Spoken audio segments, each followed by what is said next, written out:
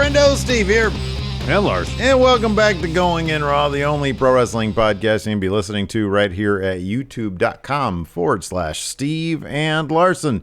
Available wherever podcasts can be found, and of course, taped live at the twitch.tv/Steve and Larson. We're going to get to our NXT recap in a little bit, but man, this morning has been kind of jam-packed with news. We've got some releases. We've got a brand new AEW Dynamite show and a huge shift in channels for Dynamite. Where do you want to start, Larson? Well, let's start with these releases. The information's still coming in about names, so we'll monitor throughout the show. We'll start with this. So after weeks of rumors that NXT ref Drake Wuertz had some massive heat backstage, Hot heat. Sean Ross Sapp reporting that he has been released by WWE. So Wuertz has made several recent appearances, both in person and virtually, at Seminole County board meetings, speaking out against local mask mandates, and citing conspiracy theories while doing so, including once, I think on a Zoom call, he was wearing like an NXT polo shirt. Yes. Yeah. Oof. Yeah. Well, so spouting crazy conspiracy theory stuff. Yes, all sorts of crazy stuff. So both John Alba and John Pollock confirmed Wuertz release, with Pollock noting that there were other cuts as well. So since then, we've gotten reports on some names. Sean Ross Sapp mentions Alexander Wolfe, Kavita Devi, and referee Jake Clemens. PW Insider is reporting Jessamine Duke, Vanessa Bourne, Skylar Story, and Ezra Judge also being released. And then PW Insider is reporting that budget cuts are apparently the reasons wrestlers are getting released. Well, most of them. I don't know about Drake Wuertz. I have a feeling that's not budget related. That's probably not budget related. It is a shame for all these people. We saw Alexander Wolfe basically jumped out of Imperium last night on NXT. It's one of the big story beats there. So that is a bummer. I've always been a fan of Alexander Wolfe, Insanity, and then in Imperium. Thought he had a very unique look. He was a good wrestler. So hopefully, he finds his way, as do everybody else that was released due to these budget cuts, if that is the case. As far as Drake Wuertz is concerned, this seems like a long time coming, like you sort of mentioned. Yes.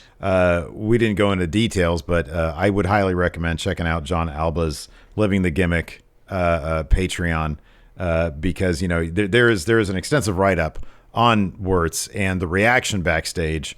I won't get into the details of it, but needless to say, it's shockingly unfavorable. I mean, there is some bluntness in these quotes from his sources that really need to be read to be believed. Yes. But he was not well liked. Same details included in his Living the Gimmick post on Patreon on his Twitter feed. So, oh, he did? Okay, yeah. So definitely check out John Alba on Twitter. Check out John Alba, yeah. But seemingly this is going to be something that a lot of people backstage are going to be happy with, him not being there anymore. He was just in NXT last night, but evidently he's not going to be there any longer. I mean, it like I said, it's interesting that he even stuck around for as long as he did, given the stuff that he was involved with. So, it is what it is. Let's talk about AEW, and we're going to be monitoring the release situation. Yes. As the hour goes on, as we review NXT, because there might be more. Jessamine Duke and Vanessa Bourne are probably two of the more high-profile names that were released as well. I always thought that Jessamine Duke had a really, really great look. She looked legit like a fighter. She was a fighter. Yeah. And I know she was doing some stuff with Up, Down, Down. Mm-hmm. But I always thought it was a shame. I mean, just based on her look, I don't really know much about. I think Karen's in chat here. I don't know really much about how she was coming along in the development of her pro wrestling skills. That might have contributed to her being sidelined. I don't know.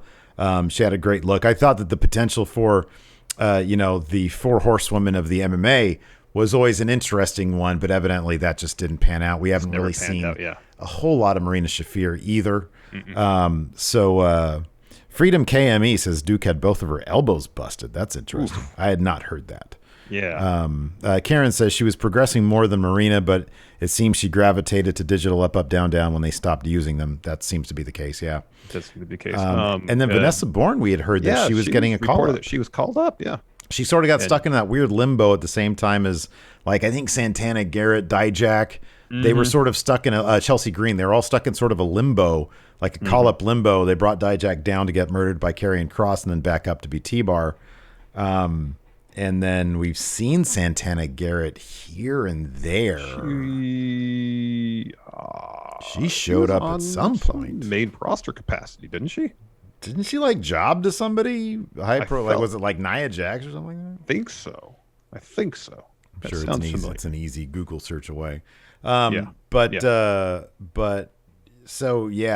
Vanessa Bourne, again, great look, good personality stuff with when she was doing stuff with, I believe, Aliyah in NXT. Yeah.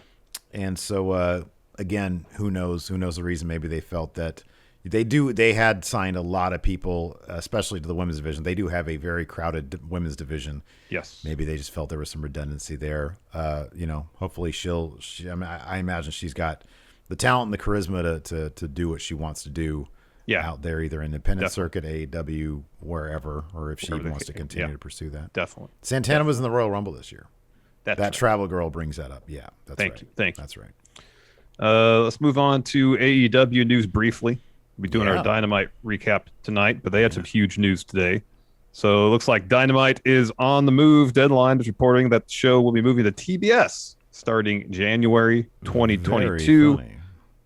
They've also announced that the long-rumored third hour of AEW television is to be called AEW Rampage, set to debut Friday, August 13th, 10 p.m. Eastern, I'd assume 7 p.m. Pacific, on TNT. And then also AEW will produce 4 specials each year as part of this new deal. I don't remember if here or elsewhere. Clash of Champions is brought up as kind of a template. Yeah. Makes total sense. Oh, yeah. I mean, it's just following the old WCW thing. It makes total sense. They've got 4 pay-per-views instead of, doing special episodes of Dynamite. Now they'll just do these special, basically, TNT specials. So that makes a ton of sense. And they'll have basically 8 special events every single year. Plus, they'll probably still do special episodes branded of Dynamite. And then whatever this Rampage thing is. They already have about 4 additional hours on YouTube in addition to Dynamite. Yeah, sometimes 5. Sometimes they're longer. But, Dark and Elevation obviously have their purpose of, padding the records of their signed players and getting reps in for everybody, showcasing who's going to be the stars of tomorrow. Also using it as kind of a means for unsigned talent to come and show what they got, and if they potentially impress, who knows what's going to happen, Right, yeah, exactly. As we saw with Will Hobbs. Will Hobbs was on Dark for a while, got signed to a deal, and now he's a member of Team Taz. Yeah, so. I would not call, unless, look, if it's there if you want it. I rarely watch Dark or Elevation. I've never seen Elevation. I only watched the first one. I watched Dark yesterday to see, because our friend Cal Jack and former Going in Raw co-host was advertised as having a match with Danny Limelight. That match did not air. Dave Meltzer of the Wrestling Observer noted that that match and Ren Narita versus Royce Isaacs was also taped and scheduled to air for yesterday. That match didn't happen as well on the broadcast. And he reached out to AEW and said that the Ren Narita Royce Isaacs match would be taking place next week on either Dark or Elevation. I can't remember which, if he even specified.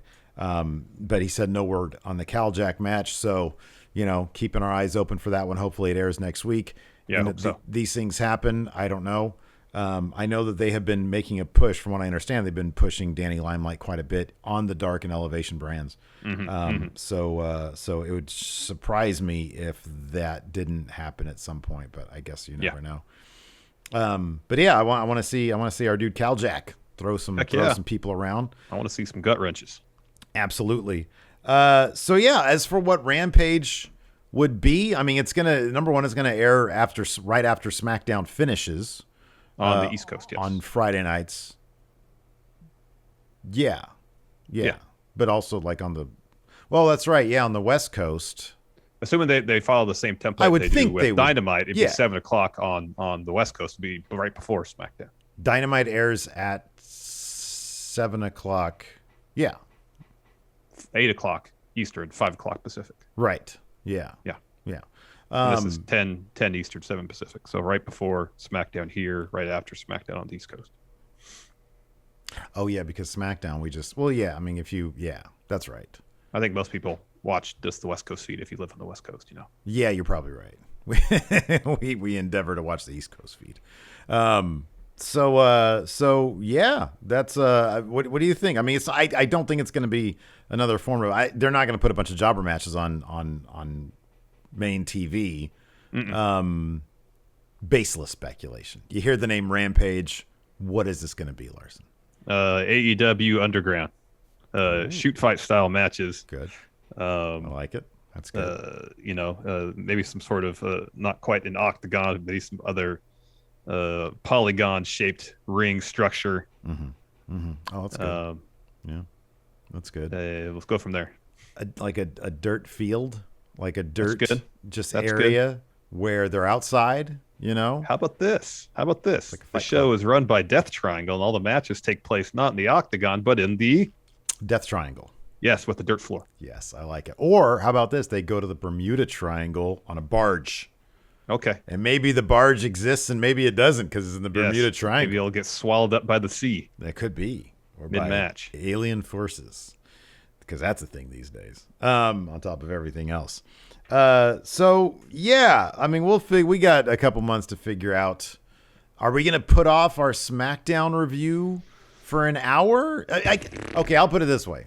If Rampage is like must-watch continuity viewing, then I guess we could just cram them both into one show. I hate doing that.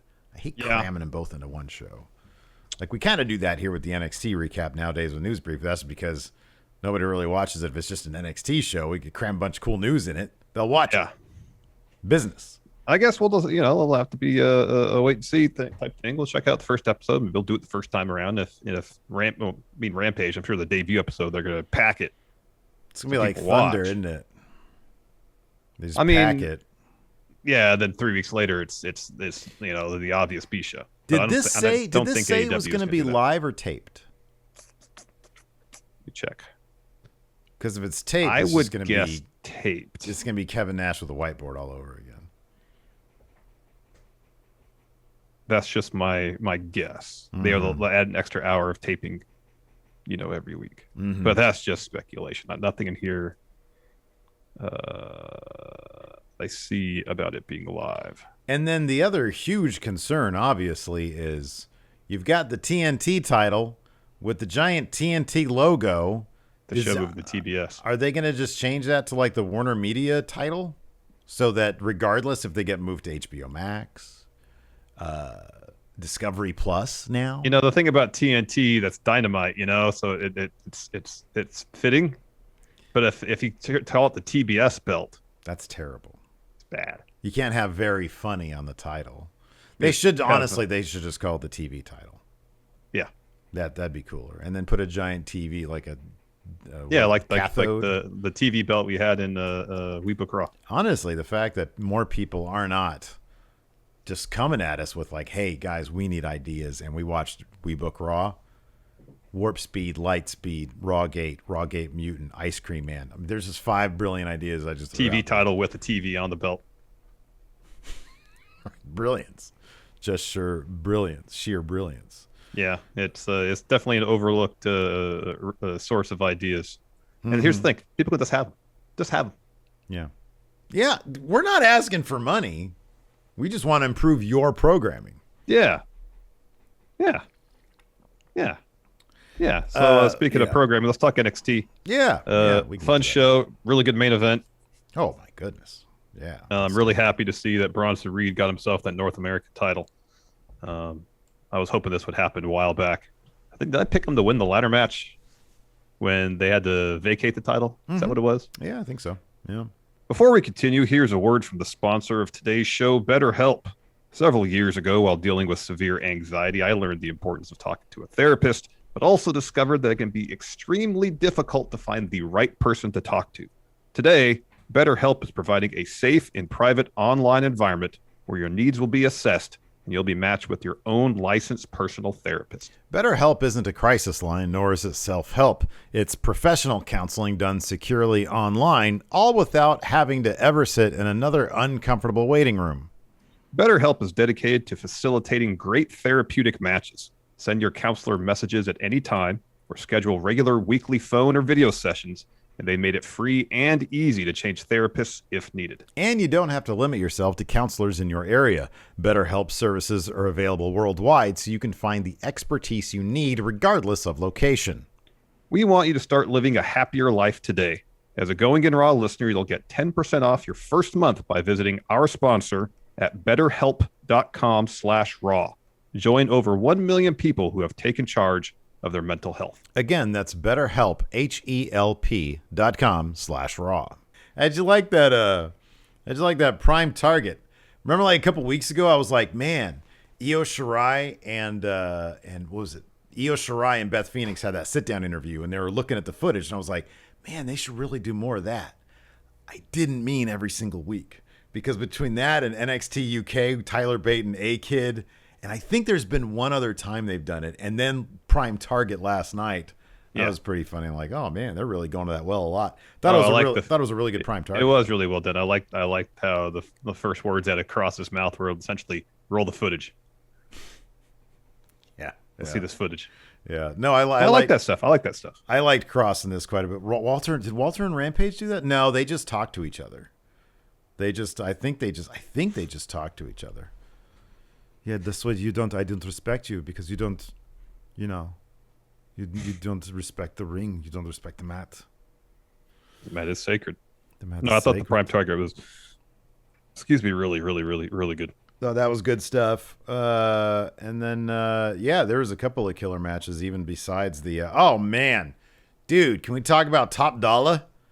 Yeah. Talk about the perfect first. I mean, specifically Tony Nese being able to throw himself around to make Top Dollar look like Top Dollar. Like that first, when he just like grabbed him by the wrist and chucked him. Oh my God, that was great. That was great. That was fantastic stuff. That was so good. Yeah, I'm a big fan of Hit Row. So, let's go ahead and dive into it. It kicked off with Toni Storm versus Zoe Stark. Stark starts off really fast, hitting a fun splash over the top to the floor on Toni. Missile drop kick on the inside. Toni dumps her to the outside. Hip attack against the stairs. Really good stuff back and forth. Zoe Stark kicked out of the Storm Zero. Mm-hmm. And then Toni Storm debuted her new finish, the Ruby Cutter. Yeah. Which we found out about because one of her trainers tweeted about it, yeah. Tweeted about it because people were going to him and saying, hey, Toni used your finisher, which he just debuted in January. I'm trying to get his name. Do you remember his name? No. But then he tweeted that she asked Dain permission. Allmark. That Toni asked permission, and he just said, hey, just, instead of doing the STO into a cutter, do an STO into a DDT. Yeah. So apparently he was getting people his way. Saying, oh, look at that. And he was like, he says, even though she didn't need to, she asked my permission to use the Ruby Cutter. I suggest that maybe she do a DDT version so as not to step on any toes. So I just thought I'd set the record straight. So that's a cool little, some insight there.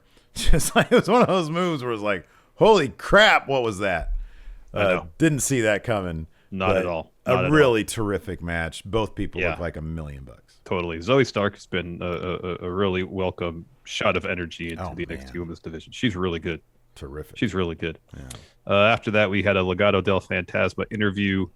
First thing, Joaquin Wilde and Raul Mendoza asked, where's Santos Escobar? Wilde says, don't worry about it.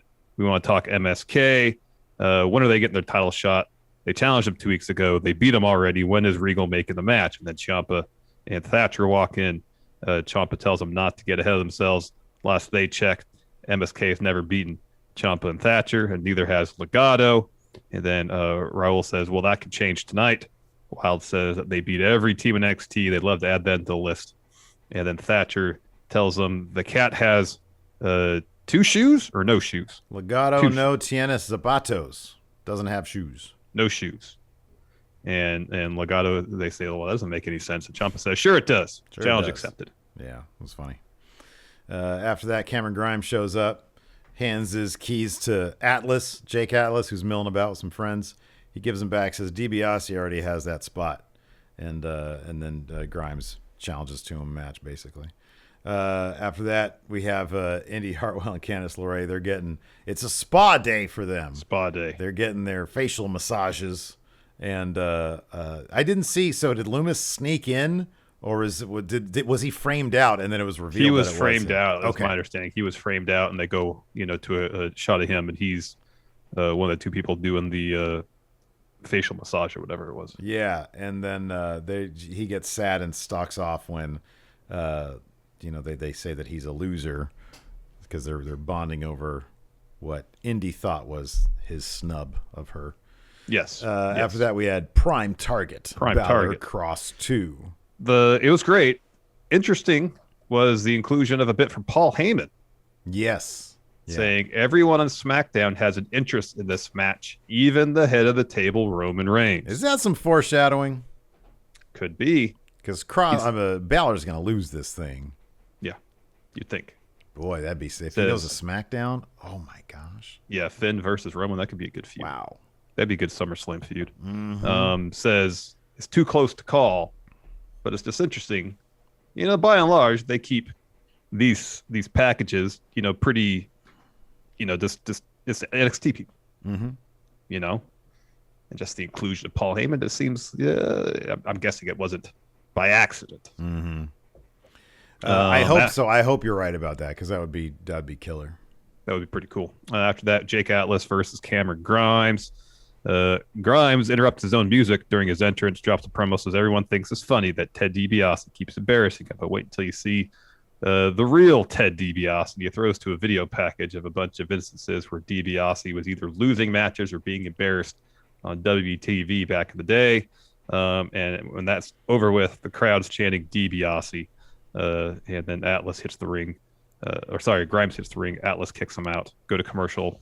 Come back. Match continues. At one point, DiBiase's limo arrives at the CWC. I noticed there was a lot of talking going on during this match.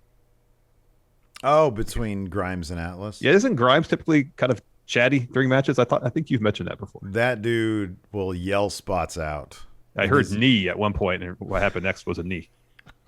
I don't think there's been a Cameron Grimes match that I haven't heard him call. Like him and who was it?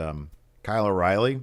Yeah. Yeah, it was like, dude, it was like for a good 3 moves straight. He was just, okay, now crank up. Okay, now down. Oh yeah. Like he was Chair. He was narrating. Yeah, Jeremy. And it's funny because it's always like, obviously it's like in his shoot voice. So it's like, okay, Jeremy. Oh, that hurt. Yeah. So the finish of this saw Grimes hit his shooting star press slam. He set up for a cave-in. DiBiase's music hits. He walks out to the stage. Of course, Cameron Grimes is distracted. So Atlas rolls him up to get the win. And then DiBiase's laughing, walks off the stage. Grimes is then hit off the apron by Atlas, and then he starts going backstage looking for DiBiase. He makes his way out to the parking lot. He's trying to get into DiBiase's limo. Mm-hmm. DiBiase rolls the window down, says, "Hey, you're not that bad, but you're no $1 million man." Ha ha ha ha ha ha ha ha. Still don't know where they're going with this. Yeah, I don't know. I really want them to team up, be honest with you. After that, we had a Pete Dunne interview. It was a sit-down interview with, what's his name? I forget his name. I could find out. There was a brief Bronson Reed promo before this. He was talked about it. It was just like the there was a cool video package for. Yeah, that was great. Yeah, it was cool. It talked about him. He's been doing his debut match was 14 years ago. Mm-hmm. They showed like a still of it, and so it was all about his careers leading to this moment. It was good stuff. Yeah, it was good stuff. So it's Arash Markazi. Thank you. So he asked him, hey Pete, you've called out everybody. Is there any one single guy that you're interested in? And he lists everybody. He says, well, first there's Kushida. I've already beat him. That title, it's mine if I want it. Walter, unfinished business. My brand over there. That title's mine if I want it. I'm like, whoa, buddy. Talks about Gargano. He says, what happened? We got in the ring. I beat him. I know the North American title could be mine if I want it. And then he says, I mean, it's all just, it's like, it's a foregone conclusion to him. But then he brings up Cross and he's like, why wouldn't I go after the main title? That's eluded me up till now. So that's probably where he's aiming. He's asked, do you believe that you do not get the respect that you deserve? And he's like, I don't care. Find a bad match of mine. You can't. He talks about his style, how he tries to blend in other styles with the British wrestling style. Talks about Fit Finlay being an influence. He's asked about having the fans back. And he says, seeing people react to what I'm doing helps.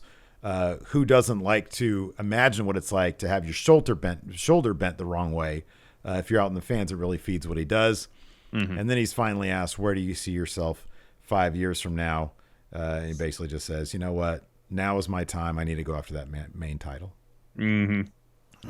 After that, we had Alexander Wolfe versus Killian Dain. So early on, Dain's in control. Then Fabian Eichner gets on the apron. Drake Maverick gets there too to try to keep him from getting involved. Eichner pushes him off, and then Dain boots Eichner to the floor. This allows Wolfe to hit a German suplex. And then Marcel Bartel is kind of giving Wolfe the business, slides a chair in the ring, seemingly ordering him to use it. Yeah. So he's about to pick it up. The ref goes over and intercepts. Wolfe kind of hesitates a bit, then grabs the chair from the ref, turns, and starts going towards Dain. Killian lays him out with a perfect fun splash. Mm-hmm. Perfect fun splash to get the win. So Drake Maverick hits the ring, celebrate with Dain for a bit. They leave. Eichner and Bartel, they help Wolfe up. They're about to hit their pose when Eichner and Bartel lay out Wolfe and hit him with their finish. So after watching this, you just think, okay, at the least, Alexander Wolfe just got kicked out of Imperium. Yeah, and maybe he's going to do something with Dain and then wake up this morning and find out that he gets released. It's a bummer. After that, we had a Raquel Gonzalez-Dakota Kai interview. They insist that they can disagree on Raquel showing Mercedes respect, which is what she did, and Kai trying to kick her head off and still be friends. Dakota Kai says they're going to go after the tag titles next. Eva Rise shows up, sort of stir the pot a little bit. Raquel, I swear, wasn't supposed to laugh at this point because it seemed too genuine. Because what's his face? What's the heavier guy? Oh, Martel's his last name. Okay, he gets in her face like, "Oh, you look like you want to take a crack at me," and she laughs and steps back and just belts him. Yeah, belts him so hard, and then walks off. And I mean, it could have been her laughing in a disrespectful manner, but it just looked too genuine. Like she sort of did she was taken off guard by how silly he is. Yeah, but it was really funny, and it was pretty. He's good. Like, "Oh, what happened? Oh, you got sucker punched." Yeah, that's pretty good. That was my face, I think he said. That was pretty good. That was pretty funny. After that, we get Legado del Fantasma versus Tommaso Ciampa and Timothy Thatcher. This is a really fun match. Mendoza gets his nose busted open early from a forearm from Ciampa, and so Ciampa and Thatcher, they're isolating him for a while. Eventually, though, he gets a tag to Joaquin Wilde. I think the match breaks down after that. Everybody's selling. Go to commercial, we come back. Ciampa's trying to go for a Willow's Bell on Mendoza. Wilde makes the save there, and then Legado starts isolating Ciampa. Eventually, though, Ciampa evades a charge from Mendoza, so Mendoza not only posts himself, but flies out of the ring. Thatcher gets the tag. He hits both members of Legado with some belly-to-bellies, hits Raul with a suplex, gets 2 there. Mendoza's just isolated for a huge stretch, just kicking out of everything. So eventually there's some back and forth between him and Ciampa. Ciampa's looking for a fairy tale ending. Raul escapes that, hits Ciampa with the Shining Wizard, tags in Joaquin Wilde. He hits the suplex. Raul's back and immediately hits line salt. Thatcher breaks up that pin, so Legado's going for their finish. Thatcher pulls Raul out of the ring. Wilde hits Thatcher with the tope, and then as he's trying to get back in the ring, Ciampa hits him with Willow's Bell. Mendoza breaks up the pin there. Grizzled Young Veterans run out. They hit Ciampa with Ticket to Mayhem on the apron while the rest distracted with something going on between Legado and Thatcher. Thatcher's sent out of the ring. Legado hits their finish on Ciampa for the win. And later on, Regal said they are the number one contenders for the tag titles. They'll be challenging MSK on June 1st. 2 weeks. Yep. Mm-hmm. After that, we had a Bobby Fish interview. He calls out Lorcan and Dunn. He says, these guys put me out at War Games. They sort of do they show a quick gruesome picture of his triceps. Man, that looked nasty. Yeah. He says, and as I was sidelined as the Undisputed Era imploded. He says, but I'm back. There's a debt to be paid. Dunn, you're up first. You and I have unfinished business, and I'm going to finish it. I kind of feel like he should have gone with Lorcan first because that seems like it should be a win for Fish, and then he goes on to Dunn. Well, it seems more likely. Match against Dunn's going to be an L for Bob Fish. It's definitely going to be an L, which is why you get the win first. Exactly. And then you get the L. Build up momentum to get to Peter Dude. Don't go to the guy you know you're going to win against. Yeah. Yeah, I'm curious. I wonder how far Bobby Fish is going to go, being this sort of I don't know. Least, I mean, he could surprise. He could be like, holy crap. I mean, he's capable of putting on good matches. Yeah, no, he's a really terrific good wrestler. Yeah. But yeah, I don't know. So we go back to the spa. Indy's talking about how it was such a good idea, so relaxing, and then one of the employees of the spa comes in and tells Candice that her card was declined. And Candice is all, no, run it again. And then the spa employee says, I have run it several times. I even called the credit card company, and they said there was an unpaid expense. And Candice Indy says, oh, it's Austin. Likes to buy his pizzas using the card all the time. And then the spa employee says, no, it's an expense at a florist from 3 weeks ago. And so it's a really good shot of Candice in the foreground and Indy in the background. It's kind of a little bit out of focus, but you can see the light bulb go off. She's putting two and two together. She's putting it all together. So Candice says, no, that doesn't ring a bell. And Indy just says, did Ember and Shotzi get those flowers from Dexter, or was it Candice? And Candice doesn't say a word. And Indy, rather than getting mad at Candice, says, oh, that means Dexter still loves me. Yeah, this was really funny. I really like this. Indy and Candice are so good. They have such a great chemistry together. They really do. So she was over the moon. He still loves me. And then she goes running off, and Candice is like, ugh. Yeah. She does it Travolta. Yeah, she does. I love that. I love she said, oh, Austin's always buying pizzas on this credit card. Yeah. After that, we had a Johnny Gargano promo where I wrote nothing down about it. I'm sure he said he was going to beat Bronson Reed. Yeah, it's just crap talk. He's going to show Bronson Reed is not his level. He's going to show he's top champion of this brand. A few weeks ago, he left Cross Lane. He's going to do the same to Reed. He beats the unbeatable, stops the unstoppable. Tonight, he's going to show Bronson why he's untouchable. I love after Maggie reminded me of this. After Beth Phoenix was so happy that Index is going to be a thing again, sort of rubbing in Wade Barrett's face. And then, afterwards she tweeted at Dexter to check his DMs. That was pretty funny. Man, every week I look forward to these Sarray matches because she beats the living crap out of her opponent. So this week it was Aliyah versus Sarray. And oh my God, man, that finishing suplex is brutal. Absolutely brutal. And I love Aliyah's the first person, and it's been 2 or 3 matches now. 3, I think. 3. Was this number 3? I think so. I think this was number 3, where she smartly, when she was, Sarray loves to do things. They're sitting down, they're up against the ropes, right? Yeah. Instead of just taking it head on, Aliyah rolled with the kick. So that she sort of went back with it, which seems a lot safer than just immediately getting whiplash from Sarray's drop kick, which is insane. Feet to the face, yeah. Oh my gosh. Yeah, that exploder suplex she uses as her finisher is comparable to carrying across the Saito suplex and level of velocity and violence behind it. It is, but she drops them even higher up on their shoulders. It's oh God. Yeah. Oh, it's rough. But as we say, that looks like that sucks. She kills people. It's great. Yeah. So Sarray got the win over Aliyah. That was a hell of an outfit that Robert Stone had on last night. My God, he looked great. Yeah. We get a quick Shotzi and Ember promo. They still got beef with Candice and Indy. They say it's far from over. Take issue with Raquel and Dakota Kai saying, hey, we want a shot at those tag titles. Essentially, they're saying they're stripping things down and starting over as a team. Mm-hmm. That's kind of the point. Yep. They're in Shotzi's workshop and all that stuff. So yeah. After that, we had from Hit Row, I guess this is going to be their tag team, Ashanti the Adonis and Top Dollar, who had a ski mask on his way Great. out. God, that was so good. I've been wanting somebody to wear a ski mask to the ring for so long now. It's great. I really need to check out that WWE Treasure show, which apparently he hosts, because I've heard really good things about that. But they took on Tony Nese and Daivari from 205 OG originals. I loved that immediately they are establishing the character dynamic.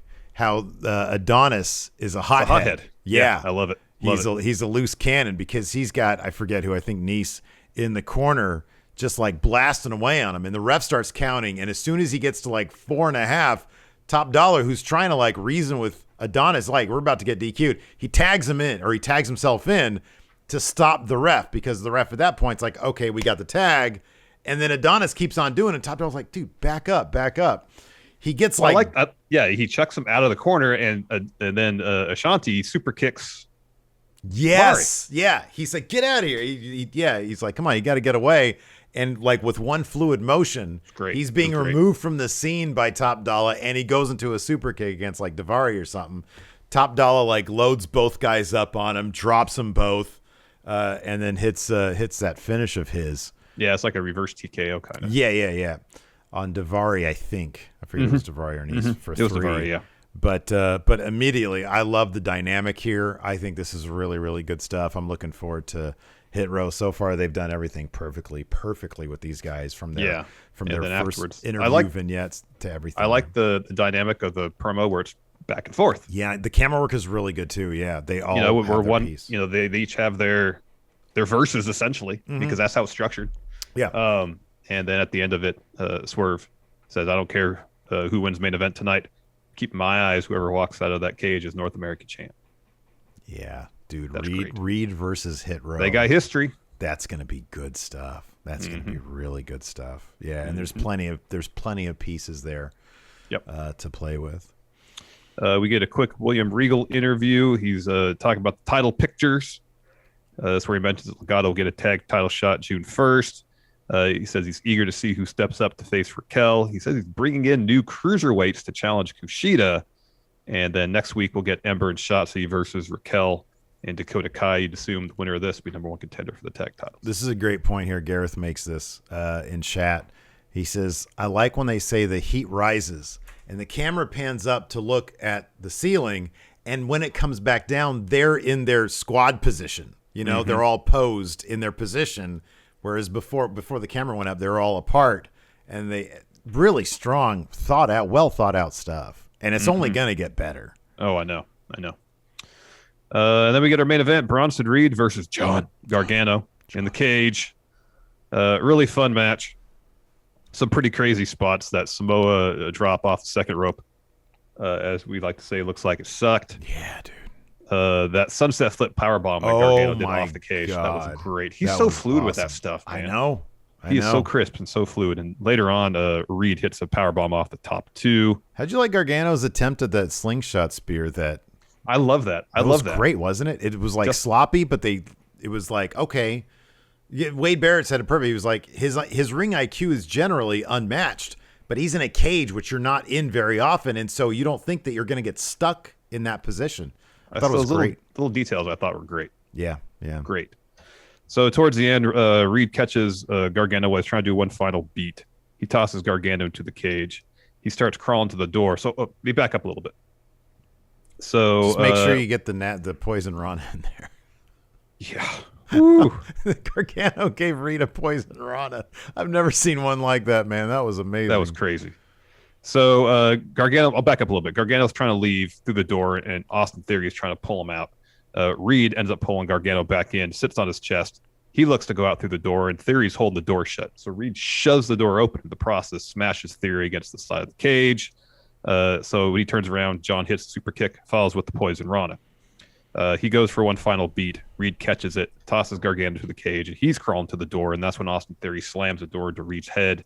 Gargano follows with a tornado DDT. That gets him a 2. And so Gargano's climbing up. Reed's trying to keep him in. Hits the super power bomb. Reed then starts climbing up. So Theory's climbing on the other side of the cage. The fence is him. and the Gargano kind of parallel. And so Reed knocks Gargano off. Gargano's crawling towards the door, and then Reed hits him with a splash to his back.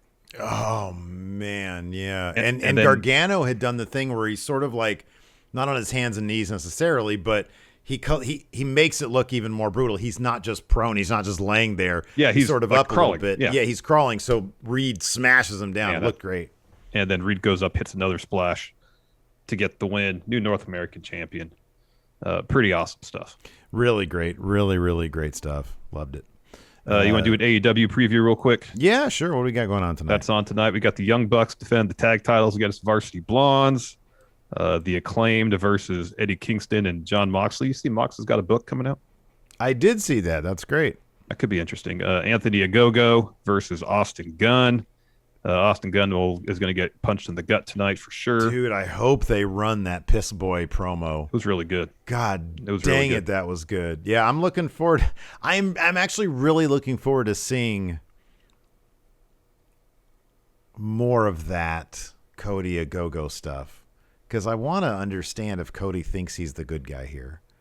Yes. If he actually believes that in this day and age you can cut a promo like that and consider yourself the good guy. I know. Hikaru Shida versus Rebel, and then Steve's favorite wrestler, Christian Cage, taking on Matt Sydal. I'm Team Taz for life, and Taz is going to be on commentary. Are you going to be the third Matt Sydal brother for this match? Steve Sydal, yeah, dude. Steve Absolutely. Sydal. You know, look at there you go. My third eye right here. It's in there. It might be a zit. I don't know. Jay Singh here with the question on the Patreon thread. Says, so I messed up my knee not too long ago. It's okay now. And now whenever I watch wrestling, I feel myself wincing whenever they work their knees. This in conjunction with having also watched Dark Side of the Ring and Beyond the Mat, I also find myself getting worried for a wrestler's safety. I still love wrestling, but sometimes I genuinely worry for these guys. Is that weird? No, it's not weird at all. We talk about that quite extensively on the show. Whenever anybody does a moonsault from the top to the floor, I am like, I expect their knees to literally explode into flames because it freaks me out so much. And I do genuinely worry about, we've said it before, they're putting their bodies on the line for our entertainment. Mm-hmm. And I understand that they're grown adults and they can, this is the profession they've chosen. They understand the risks involved, but I want them to have happy, healthy lives. Agreed. I can't really watch deathmatch wrestling because every spot is an anxiety attack for me. That first, the first 15 minutes of the last Dark Side was tough to watch. Nick Cage one, yeah, I know. Really, really tough to watch. And I honestly understand what he's talking about when he explains the appeal, but I don't understand personally that mindset. I can't empathize with that mindset. I don't understand putting yourself through that for what you get back. And it freaks me out big time. Yeah. Mm-hmm. IML says I was so whatever about Everrise, but they really won me over. And King CTM says this one promo got me into Everrise. Their dynamic's really good. They're great. They're if Kevin Owens is he's been so vocally supportive of them. Yeah. You know it's going to be good. He tweeted about Hit Row last night too. Mm-hmm. David Matuszek. So yeah, they announced that there's going to be $1 million face-off next week between Grimes and DiBiase. He says, "What do you think that's going to be like? Will wrestling be involved, or will it be a battle of wits?" The latter. It's going to be the latter, but I think, God dang it, honestly, I apologize. I forget if it was Meltzer or Sean or somebody had mentioned that. DiBiase's not opposed to doing some limited physical stuff. He's done some of that stuff, like in certain indie matches over the past couple of years, where he'll put on, the tuxedo. No, the hold. The $1 Million Dream. Yeah, thank you. Golly, I knew it was $1 million something. Where he'll do that. So it wouldn't surprise me, given that he's won the Battle of Wits. He might get Grimes in the $1 Million Dream, and then maybe announce a proxy. I don't know. Who knows? Or maybe a partnership will be formed. That could be. Star Sailbot, what is Austin Theory's go-to pizza order? Cheese. Cheese pizza. Cheese. The preference of it, the preference of any child. I Am Elf says it's not just telling him to back up. Top Dollar was like, I got this. Right. Yeah. Love this group. Yeah. Hammond Serrano says, is Candice LeRae entitled to suing the massage parlor for having that insane amount of information about her credit card? Well, I think she'd have to take that up with the credit card company for divulging that much information to. That's exactly what it is. That whoever was giving that information didn't show up day one at a bank where they teach you about privacy info. Like, it was 20 years ago for me, and even I understand that stuff. Mm-hmm. There's no chance. Yeah, no credit card company would ever say any of that stuff. And I don't believe having that there is no such thing as a credit card being declined for an unpaid expense. I know. I think it was an American Express. And I believe the idea of those, if it's still the case, is you have to pay that off. Yeah, American Express. Oh, okay. That's a good point. So maybe, maybe that is the case then. Because I thought that too, and it looked like the card was green. If it was an Amex American card, Express. I don't mess with those things. I do not. It's a charge card, not a credit card. Exactly, yeah. Leave the American Express alone. Night by Night, Amazon Prime recently offered you a lucrative contract to shoot a pilot for a new sitcom. They want you as the lead, but still need some extra star power to help sell the show to new viewers. What NXT superstar would you ask to play your quirky roommate? Walter. What a great answer. I was going to say the obvious one would be Cameron Grimes. I'd go with Indy. I think Indy has tons of like comedic talent. So I'd go with Indy Hartwell. Dang MQ says Seth Rollins appeared at the bump wearing a velour bathrobe and sunglasses. Saw still looked amazing. I saw a gif of that and Adam Cole looked like he was trying his best not to laugh, but I think he was still laughing. Says he yelled at Adam Cole for supporting Cesaro. Yeah, I'll probably have to watch that.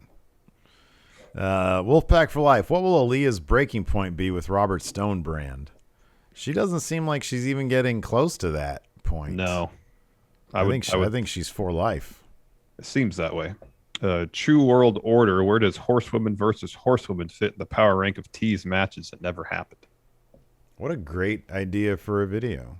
Yeah. Teased matches that never happened. That's a great one. Where does that rank? God, I'll be honest, probably pretty high. Probably pretty high. We never got Bray versus Triple H for the title either. Remember that one? That was a hell of a tease right there. That crowd was freaking out over that one. Yeah, man. I got goosebumps from that moment. Same. Yeah. Yeah, that'd be pretty high. Moses supposes that's a good question. Who should Sarray's first feud be with?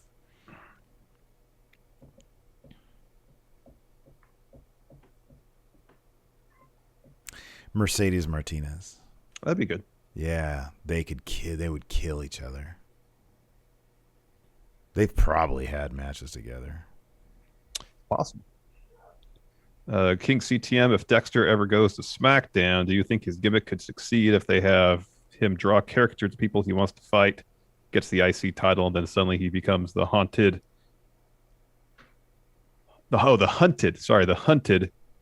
triggering a character evolution, or am I too hopeful for Dexter's future? There's a lot of fantasy booking you're doing there. Yeah. But, I mean, it's a cool idea. Yeah. I don't know. They got to figure something out to flesh his character out. I mean, I feel like they're really trying. They're really trying with this thing with Indy. They're trying.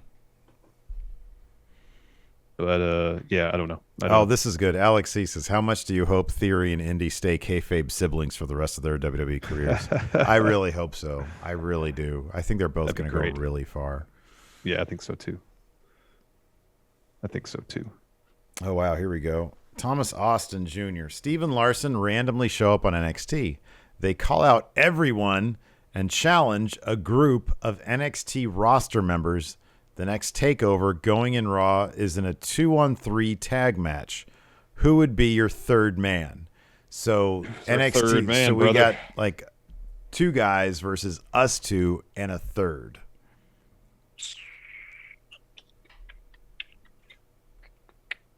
I think Ciampa and Thatcher. Thatcher's from Sacramento. Wait, there's two of us. We need to add a third, though. There's two of us, and we get a third, but we're challenging two guys. Oh, so we're challenging Ciampa and Thatcher? Yeah, Is right, that what you're right. saying? Yeah. Okay. But then Okay. we get a third. We get a third. Can we call up Keith Lee and see if he wants to come back to NXT? Well, I can tell you who it wouldn't be. It wouldn't be Kyle O'Reilly. That'd bug the crap out of me. This cool Kyle stuff has got to go. Oh, Karen says, bring me. Well, you're not a NXT roster member yet, Karen. So we have to choose somebody on the roster. Lou, I understand you fight kangaroos, but you're not an NXT roster member. Let's do Bronson Reed. Oh, that's a great answer. Yeah, that's great. That's good. Let's see here. Alex Foster, since NXT has a lot of heel factions, what face faction should be formed? Reed. Shane Thorne. That's good. Was Reed part of that? I think they have history. Do they? Have history. Okay. I think so. What is it? The Mighty Don't Kneel? Yeah. Yeah. And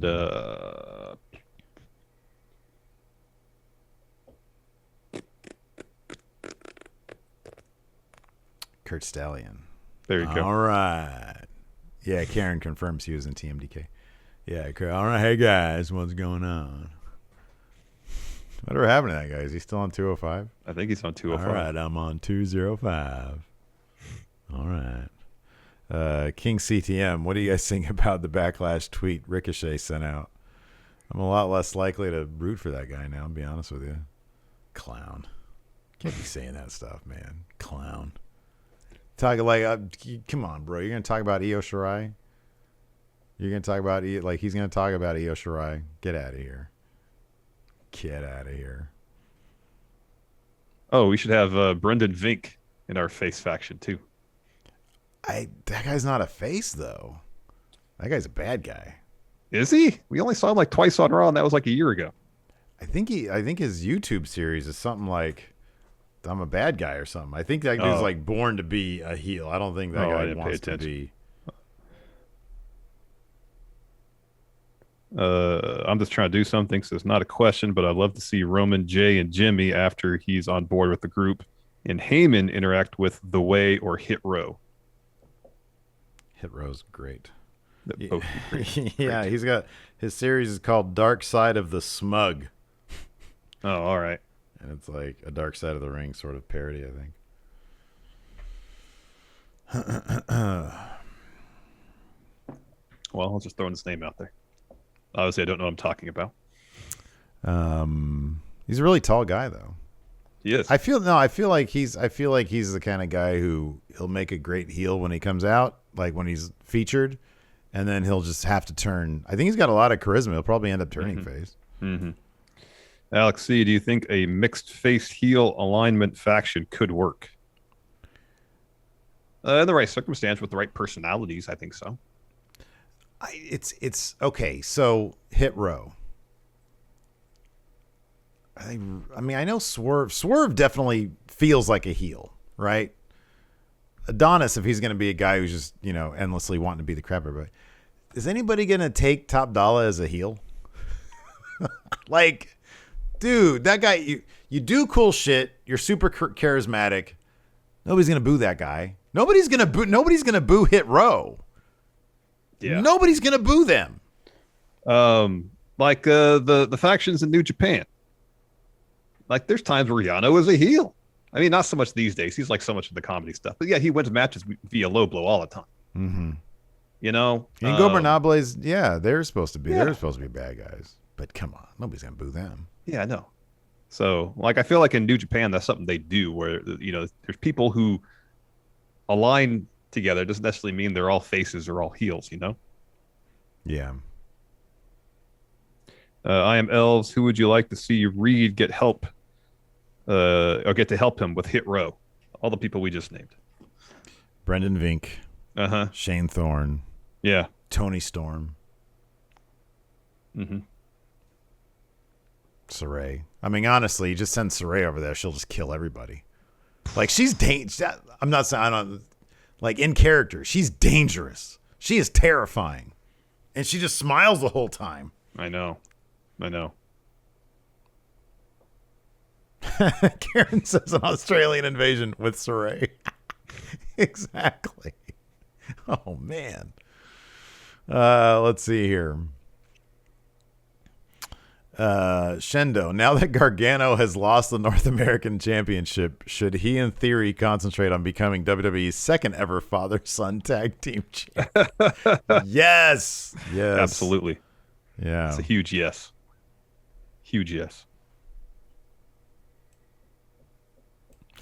One more question. Well, that's actually all the questions we have. Tony V. Sarray can be like when Mike Awesome joined Team Canada. Hey, you guys need to check out Wrestling with Regrets Mike Awesome video. I'm in it for a brief moment. It's a really good video, too. Crossface Chicken Stain says, when fans come back, who is going to get an unsuspecting reaction that NXT didn't plan on?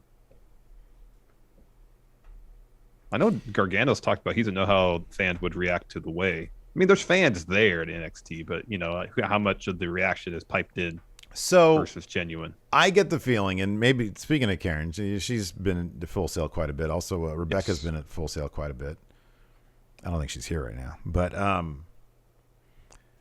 so there is generally a decent mix of, hey, who do we actually like, regardless of the heel face spectrum, and who are we playing along with in terms of the heel face spectrum, what they want from us, what we're supposed to boo. I wonder what kind of reaction Cross is going to get. I don't know. I don't know if they're going to play along with Cross being a big monster.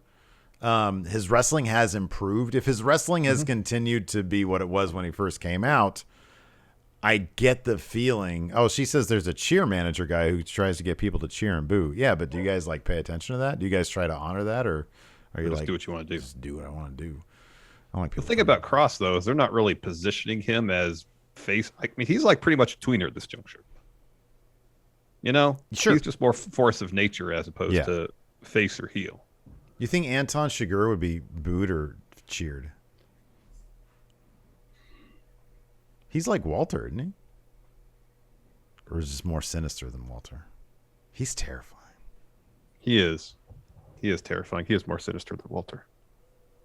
So Karen says, when Johnny fought Theory pre the way, we were told to boo Johnny, but we cheered. Okay. All right. Yeah, Kushida's going to have the fans. Yeah, Kushida's going to get great reactions. He's Kushida. Yeah. Wow. Oh, interesting. This is a good one. White Brownie says he thinks MSK is going to get booed. I don't know about that. I mean, it's hard to tell because, there was that one group of people a few weeks back that was booing him. But I don't know if that's going to be the larger thing. Yeah, I don't know. I think people are more likely to revolt against the few people booing MSK. Potentially. It's going to be an interesting dynamic. LDF will get cheers. Oh, yeah. They're so good. Yeah. Oh, man. Jimmy Thomas has it. Cool Kyle. He's got to get booed, right? That shit can't fly. Like, you can't do that and think you're going to get cheered. Yeah, I don't know what they're thinking with that. All right. Hey, Twitch chat, stick around. We're going to hang out a little bit more. Thanks, everybody, for tuning in. We appreciate it. Hopefully, you'll hang out with us tonight as we recap AEW. And, that's going to do it for us today. Thanks so much for watching. Until next time, we'll talk to you later. Goodbye.